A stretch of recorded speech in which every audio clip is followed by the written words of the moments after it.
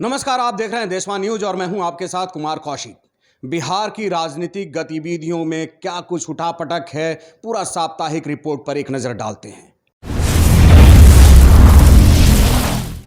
बिहार के मुख्यमंत्री नीतीश कुमार के पीएम उम्मीदवारी को लेकर बयानबाजी जारी है। इसी क्रम में अब राज्य के वन एवं पर्यावरण मंत्री लालू के बड़े लाल तेज प्रताप यादव ने बड़ा बयान दिया है। उन्होंने कहा कि नीतीश कुमार दिल्ली के लाल किला पर झंडा फहराने का काम करेंगे, इसके लिए हम लोग तैयार हैं। उन्होंने कहा कि चाचा को उनके भतीजे मुकाम तक जरूर पहुंचाएंगे। पूर्व केंद्रीय मंत्री रविशंकर प्रसाद ने कहा कि नीतीश कुमार का जाना पार्टी को पीड़ा के साथ उत्साह भी दे गया है। 3 दिवसीय दौरे पर भागलपुर पहुंचे रविशंकर प्रसाद ने नीतीश सरकार पर जमकर निशाना साधा। उन्होंने कहा कि हमारा उद्देश्य बिल्कुल स्पष्ट है। 2024 का लोकसभा और 2025 का विधानसभा चुनाव बीजेपी भारी बहुमत से जीतेगी। विश्वासघात को अवसर में बदलने का काम शुरू कर दिया है। बुधवार को राजद के 6 नेताओं के घर पर सीबीआई ने छापेमारी की, जिसके बाद गुरुवार को डिप्टी सीएम तेजस्वी यादव ने प्रेस कॉन्फ्रेंस कर बीजेपी पर जमकर हमला बोला। यही नहीं, केंद्रीय मंत्री नित्यानंद राय को इशारों में चेतावनी देते हुए कहा कि एक बीजेपी के केंद्रीय मंत्री हैं जो सपना बिहार के मुख्यमंत्री बनने का देख रहे हैं, वो ज्यादा एने ओने ना करें, लाइन में आ जाइए, नहीं तो ठंडा कर देंगे। डिप्टी सीएम तेजस्वी यादव द्वारा केंद्रीय मंत्री नित्यानंद राय पर किए गए हमले का नित्यानंद राय ने जवाब देते हुए कहा कि मुझे मुख्यमंत्री बनने की कोई इच्छा नहीं है। केंद्र ने मुझे पूरे देश में काम करने की जिम्मेदारी दी है। वही ठंडा करने वाले बयान पर बड़े मजाकिया अंदाज में जवाब दिया। उन्होंने तेजस्वी को चैलेंज देते हुए कहा कि आओ भाई, ठंडा कर ही दो, आओ दोनों मिलकर भैंस का दूध दूहते हैं, दूहते दूहते जो ठंडा हो जाए। पिछले दिनों राजद नेताओं के खिलाफ सीबीआई की कार्रवाई के बाद राजद के वरिष्ठ नेता और राज्यसभा सदस्य मनोज झा ने सीबीआई और मीडिया को चेतावनी दी। उन्होंने कहा कि तेजस्वी यादव ने गुरुवार को साक्ष्य के साथ अपनी बात रखी थी। अर्बन क्यूब मॉल को तेजस्वी का बताना गलत है। तेजस्वी को साक्ष्य रखे 48 घंटे हो चुके हैं। गलत आरोप लगाकर खबर चलाने वाले माफी मांगे, नहीं तो मानहानि का नोटिस भेजेंगे।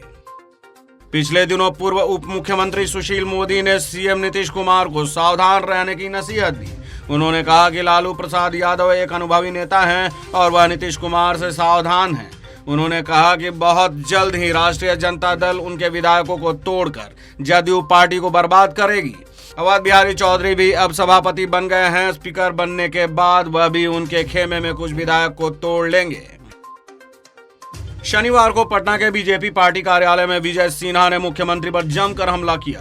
उन्होंने कहा कि पूर्व की योजनाओं में बड़े पैमाने पर घोटाले हुए थे, जिसको लेकर उन्होंने कई बार आवाज उठाई थी। सरकार बदलने के बाद विधानसभा में विशेष समिति में इसकी चर्चा भी नहीं हुई। वहीं उन्होंने विजिलेंस विभाग द्वारा एग्जीक्यूटिव इंजीनियर के ठिकानों पर हुई छापेमारी में बड़े पैमाने पर मिली राशि पर भी मुख्यमंत्री नीतीश कुमार पर निशाना साधा।